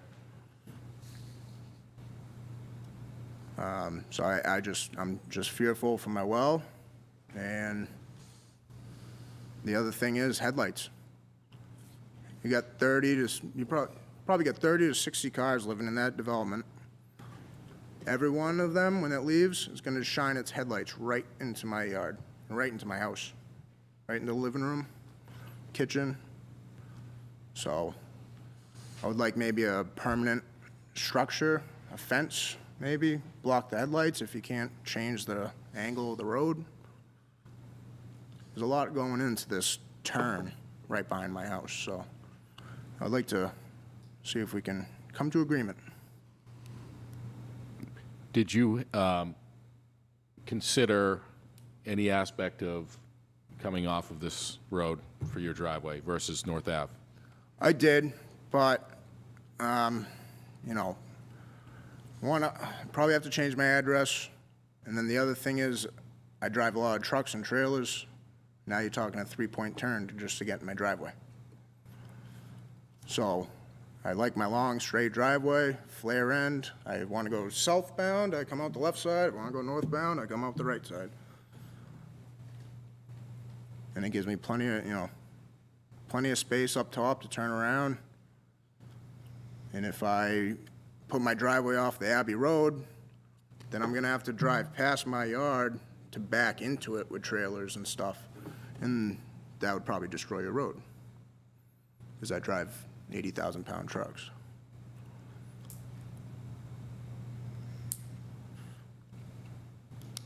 Mr. Chairman, Yes. I just didn't want to interject here. Nope, I was deep in thought, but yeah, if you have some feedback, I please do share. have some feedback, because this was brought up by my client out there. We would certainly be willing, because of headlights in this area here and along here, would be willing to plant arborvitaes or something that grows in real thick and blocks the headlights. If Mr. Davis thought that would be a good idea. As far as a fence goes, that would be left, property owner here. I mean, who's going to maintain the fence? The fence falls down. Appreciate the fence idea, but if we were to show required landscaping, unfortunately, it would become the town's responsibility later on, but Yeah. Right now, but along that, we were willing to do that. That was discussed. along that back line there, This one here. yeah, there's currently trees there, correct? There are, I wouldn't call it They're good thinned out. screening. I mean, I don't think it would block the headlights Yeah. with what's there. So there would be a landscaping buffer. Would this Well, there is trees? a landscaping buffer. For headlights, I think we would need to, I'm going to agree with Mr. Davis. And I'm going to say that we would need, in this area here, because as they come around, they're not going to be pointing way out here for very long. As we come around by the garage is going to block the house Yeah. there. So from, maybe mid-garage out, some sort of evergreen. So your suggestion, together. you would consider planting some sort of Yes. for, Yep. We plants, but discussed that it would while exist we were on the on- right of way, and therefore be a I town think responsibility. we should do it from in here, and this is what we discussed, and then, Yeah. maybe along here. But- I don't, That becomes a town. it would be on the town right away. But I think right here, just here, would address most of it. Would he catch some light going out in his front yard? Yes. With what I'm proposing, yes, he would. Yeah, I think any solution. But we would certainly be willing to add that to the plan, Okay. that an arborvitae row be added. I don't imagine that we would want it on the right of way, though. Correct? Right. Yeah. So. I wouldn't think so. It'd be We're willing nice to if- do it. You know what, it would be nice if you two private property owners could work something out and present it on a plan and keep it outside of the right of way, if that can happen. Well, what we're willing to do is here. Right there. That's it. I mean, I guess, he's not gonna want us to plant off the right of way, because it's in his way. There's nothing we can do along here. Yep. I mean, even if it ended up being a situation where you agreed to a fence, and the fence is outside of the right of way, it's on between private property or on someone's property, and you agreed to it, fence is probably gonna protect you better than anything with your well situation and light pollution. Something can be worked out. Put a vinyl fence in, they last a long time though. Oh, yeah. It does, I don't Put it see right. how to put a vinyl fence in here that isn't encroaching upon his driveway. Mr. Chairman, I'm starting to think about, relative to time. Sure. factor, which I said earlier, we have all the time, but we really don't have all the No. time. And anybody else might want to say something. Yeah. Is there any other public comment at this time? I just want to make it clear, if I could, Mr. Chairman, as with any development in town, we're trying our best to work with everybody. And, we don't want people to be mad at us in particular, but not to be angry about development. Development happens because people have the right to develop their land in accordance with constitutional rights, state statutes, and local bylaws. And, our job is to make sure that an objective hearing, and, we try to work out as many kinks as possible, but we also recognize that, we're a judicial body, trying to come up with the best decision possible for, all parties of concern within the legal provisions that we have to abide by. So, sounds kind of simple, but that's really what we're trying Yeah. to do. No, thanks for sharing that, John. And, I do have discussions with people about our role in the planning board. And, prior to myself joining the board, I didn't quite understand, I thought it was, we had a lot of, hey, you can't do this, you can't do that. And, well, it's all got to be by the rules and the laws. And, again, yeah, we're here to protect landowners, whether it be the applicants or abutters. So I think that's what we're trying to do here. That's why we asked for the site walk, open to the public, to look at that closely, address some of the concerns we had. But when it comes down to it, we're going to make our determination within the laws. All right. Any other commentary from the board or public at this time? Just one, are there any other waivers other than the one in Keach's letter? Single waiver, which is the depth Yeah. of the culvert here. And I was gonna ask that the board, if they'd be so inclined to act on it tonight, to kind of take that off my letter. I mean, certainly don't have any objection, but, the formal procedure is to write a letter requesting the waiver. Did, and it's in the file. Oh, I did request one. oh, In the okay. file. Last meeting, it was here. Yeah, I'm looking right now to see.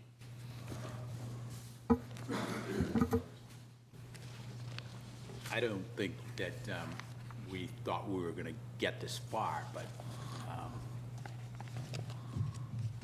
we're progressing that way.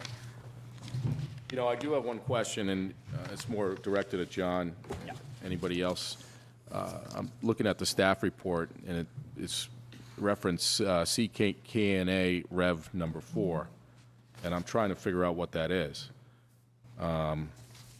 If you could shed some light on that, John. Seems to be some concern around that. Yeah, so you're talking about that first item on the top of page 3? Yeah, and it shows up in the last page, page 4 as well, CKNA Rev 4. Yeah, those significant issues that are referenced, those are the issues we went over. Yeah. In detail. And, I gotta say, in all the years that I've dealt with it, subdivision review, I think the discussion we've had tonight is probably the most substantive, in really trying to understand this wetland and what it is and, the impact that's being proposed and, what would end up being the end result of that impact. And, we went through all of that, and that's what she's talking about. Those are the issues. And the important thing is the board to recognize you're the permit granting authority with that. I think, as Tim pointed out earlier, we do realize this particular type of wetland and one would rationally consider a minimal impact. It's too bad it has to happen at all. But, they went somewhere else to try to get relief and denied soundly. And, I don't think anybody wants to go around in a merry-go-round trying to get Yeah. authority. And I think we came to the conclusion that it's a minimal issue, and it's not a roadway. It's something that will eventually blend into the scenery, if anything. And it won't lead to further development of the property that,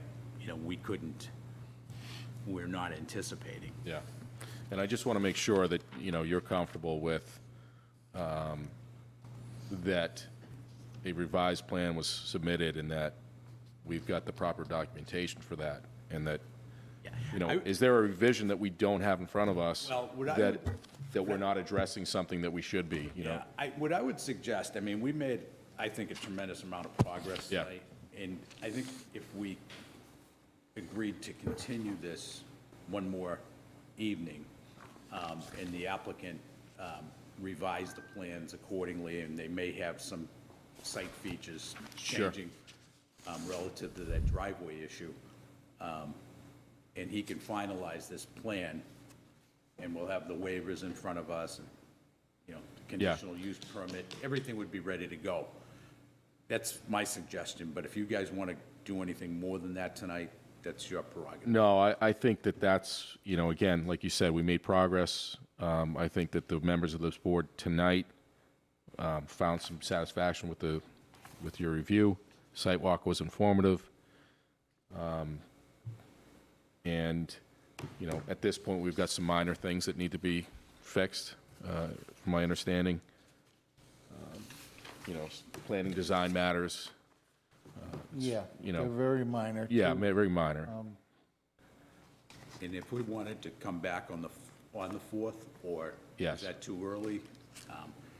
I'll Dee warned me that the 18th is going to be busy, so Yeah. if we could take care of a business on the 4th, that would be to our advantage. It's my feeling that we can come in and hopefully with some minor discussion and some updated revisions, we'll have our waivers in front of us, discussion about the CUP, that I think that we could work pretty expeditiously on the 4th to come to our votes on this. Other members, do you have any feedback on that? Any concerns, questions? Fine. Yeah, you know what we could do with the staff report, have all the draft motions Yeah, prepared. exactly. And I think, I mean, we're all coming back from pretty much either vacation or downtime, and, you know, trying to get to a conclusion tonight. It isn't the time, but I think we'll all be comfortable more in 2 weeks' time. That's my Give the feeling. applicant time to revise the plans and get everything done that needs to be done. Tim or Bill? That's fine with me. I'll just throw this out to the public. Any last comments or anything? Tim, do you have any other questions or commentary? Are you comfortable with moving this to the 4th? Do you have any concerns about that? I'm comfortable as far as we'll be ready on the 4th. I was kind of hoping to have it resolved on the waiver request and the CUP tonight. Again, that hasn't changed. Everyone's looked at that quite a bit, but if that's what you guys need to do, I don't think I can say anything about it, can I? Nope, I think that that's going to make us feel the most comfortable, so, but what we do is I do want to state we appreciate your accommodations today. You were open and, showed us the site, and again, you addressed a lot of questions that we had this evening and had some good discussion, so we appreciate that. But, yeah, I would like to, That'll be on the 4th? yes, It'll be on the 4th, okay. like to continue this application to be heard on the 4th. No additional butter notices will be made. Is that going to be an open, It's going to be a public hearing, yes? Yep. Great. All right, so at this time, we'll close the public hearing on this application. Thank you, wanna everyone. close it. I'm sorry. Continue. Continue it. Continuing the public hearing to the 4th. My bad. See what I said earlier? I mean, it's hard coming off of vacation. Yeah, John. Getting into the swing of Yeah. things. No, and again, I didn't expect to be here tonight. I did not do my typical preparation that I, normally put in some hours going over everything, and saw that we might be light on the quorum side. I didn't want to have that impact the public in the town and everybody else, so I rushed back from Maine, and then I'll get in the car and head right back after this. So Tom, can I just say thank you to Tim and thank you to Ross for coming and for all the other interested people that came here to watch. These are open sessions. We absolutely want your input. We want your participation. Thank you.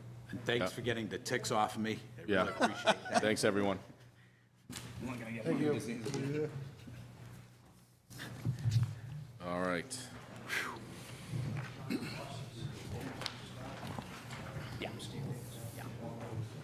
All right, so,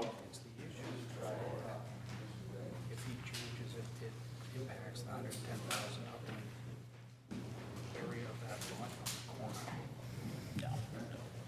I've misplaced my agenda. You want mine? Just one last item, the escrow release. Hopefully that gets. Get the release of escrow, I think is the last item. Yep. Yep. Request to release and close escrow, Quarry 57 Sweet Hill Road. Do we have a document for that? We do. We have a letter from Dee. Letter June with a 16th. draft motion, which I'll make. Move that the escrow monies being held for the lot line adjustment in two-lot subdivision at 55 and 57 Sweet Hill Road be released and returned to Henry Corey, and the account closed. And I'll second that motion. Seconded by Greg. All in favor? Aye. Opposed? No. Abstained? 300. Passes. Okay. Any other commentary from anybody? Anybody? I just want to comment, I know August 4th would typically be a workshop. Yes. We have two hearings that night. If you guys want to discuss having any workshop items on there, if we wanted to talk about that tonight, or Yeah, the only thing I'm looking at is, you know, we kind of blinked from when we walked in here as a new board in, what, March? And here we are, it's August, and if there's anything we want to get onto the ballot for next year, we got to start working on that. So, That's a good idea.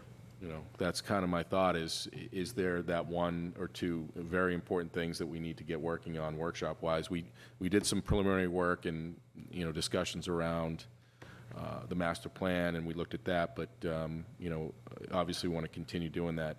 I think whatever we do, I think, should be a determination of how we're going to plan out our future workshop meetings, and at least lay some groundwork after we do the two applications.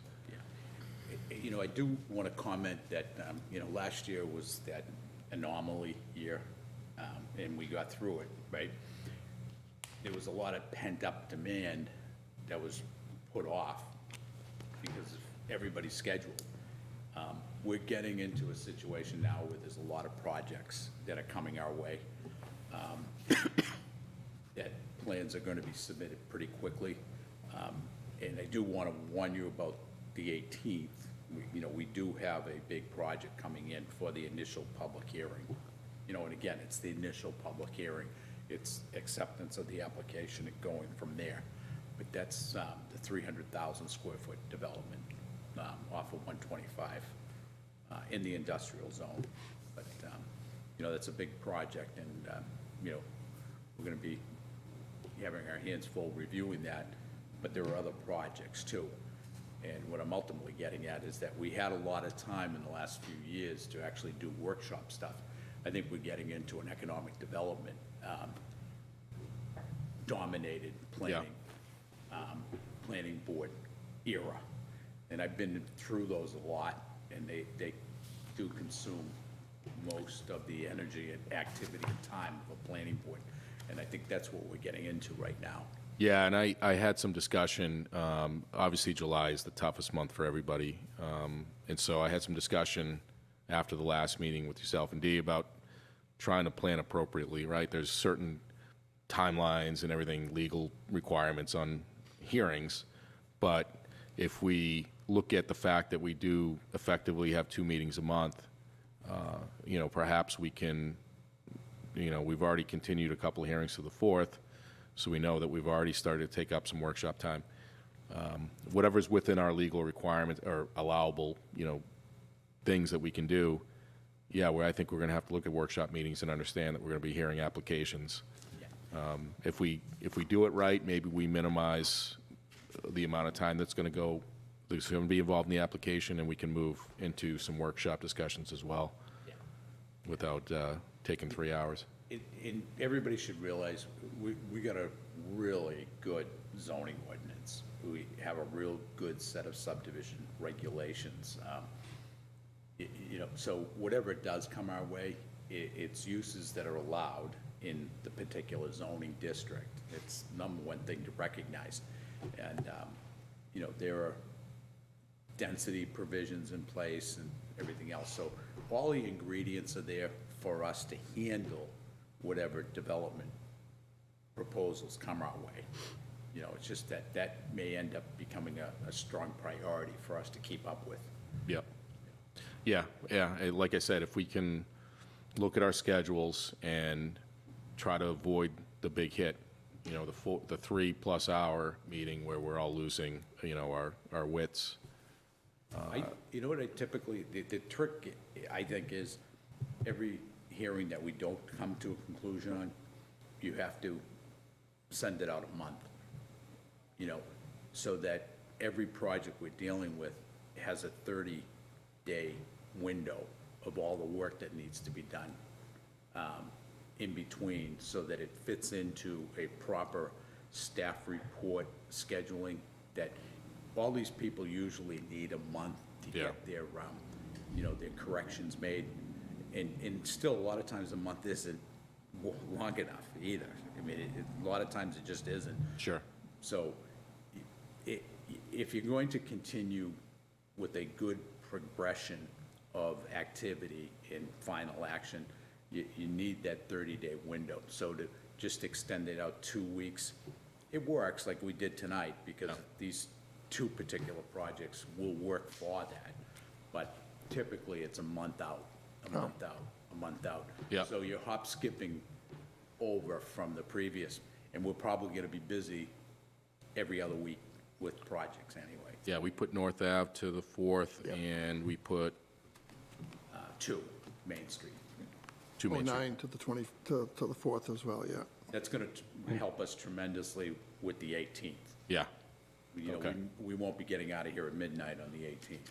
Yeah, I mean, we've still got 190 Plaistow Road, which is, you know, that one's been out there for a bit, and 49 Plaistow Road, which is the old Dandelions, the current cash for title location. So I think that both of those will require a lot of discussion, actually, and, you know, at least.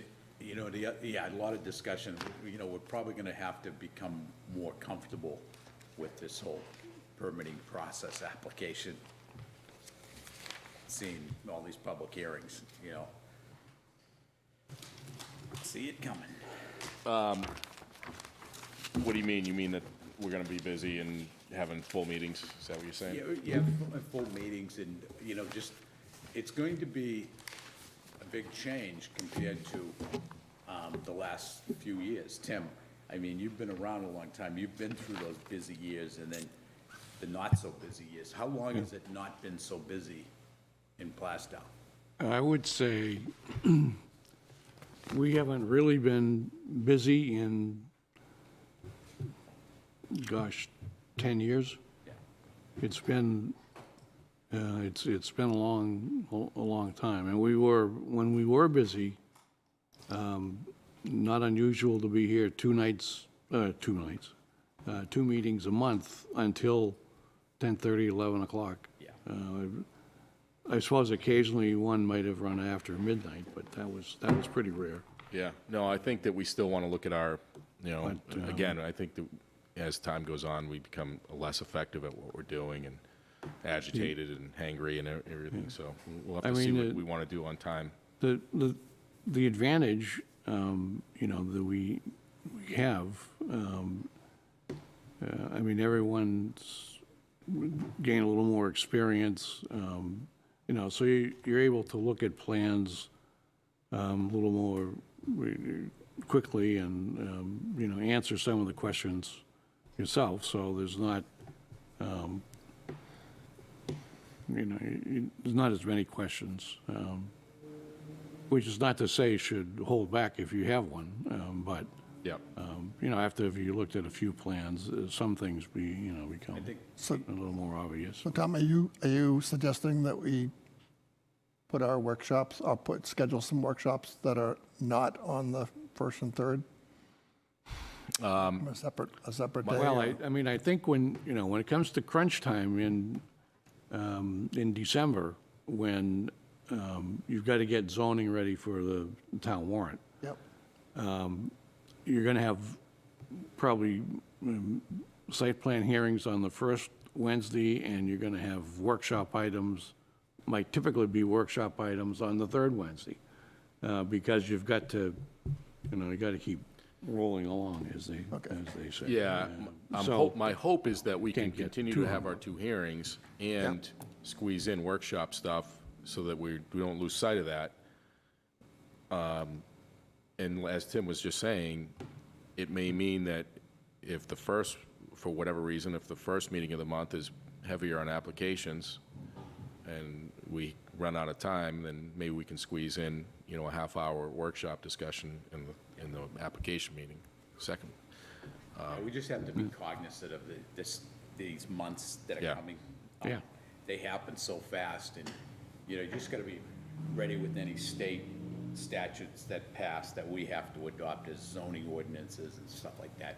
I don't think there's anything really pressing this year, so far. Well, so just, I just want to put this out there. It's been a long day. We've been going since 5.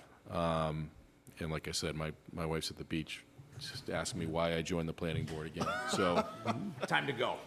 no, I want to quickly have a couple points out there, though, because I understand that Peter Blanchett is no longer with the town. Yeah. Do I understand that Mike Dorman is sort of filling in for a time as our code enforcement I officer? don't know yet. I haven't heard anything yet. There is a new code enforcement officer, Okay, and I guess he's working out really, really well. Okay. He's basically keeping his secretary, he's turned in more violations than probably the whole time that Peter was here. okay. So Greg Colby did not mention his name. He just referred to the person that we hired. I think, And for some reason, none of us asked him, I don't know why we did you hear that? Yeah, I don't We remember didn't, but I hearing haven't heard his anyone name. say, what's his name? So but we do have a permanent code enforcement officer. Okay, well, that's good to know. I think Dee mentioned that Mike was appointed as the deputy health officer. Right. To And help. that's- And that happens quite Denise out. often when Denise needed to take some time off. Yeah. Okay. And then one other question, John, I know that we had some leadership changes, town manager and whatnot. There had been some discussion about some potential impact to your schedule. I assume that nothing has changed? Yeah, I talked to them, and, you know, nothing's changed at the moment. They don't anticipate anything. Okay, so we should still understand that you're going to be available to us at the same current schedule and whatnot? Yeah. All right, great. Any other questions or comments? Anyone? I just think this was a really good meeting tonight. You know, if we can continue like this, you know, and we had valuable discussion, there was good debate, and, you know, worked. Are you suggesting we have a 3-member board from now on? Oh, please, don't let that, you know. You'll be in real trouble with the ladies. I am in favor of small numbers of, small compositions of board. Too many cooks spoil the kitchen or whatever, yeah. Like 3 Board of Selectmen sometimes works very well. For small towns, yeah. Yeah, one town where it had 25. Whoa. They had 25 selectmen? That does not work. No. All right, with that, we will close the meeting at 8:40 PM, and we'll see you on August 4th. Thank you, Tom. Thanks.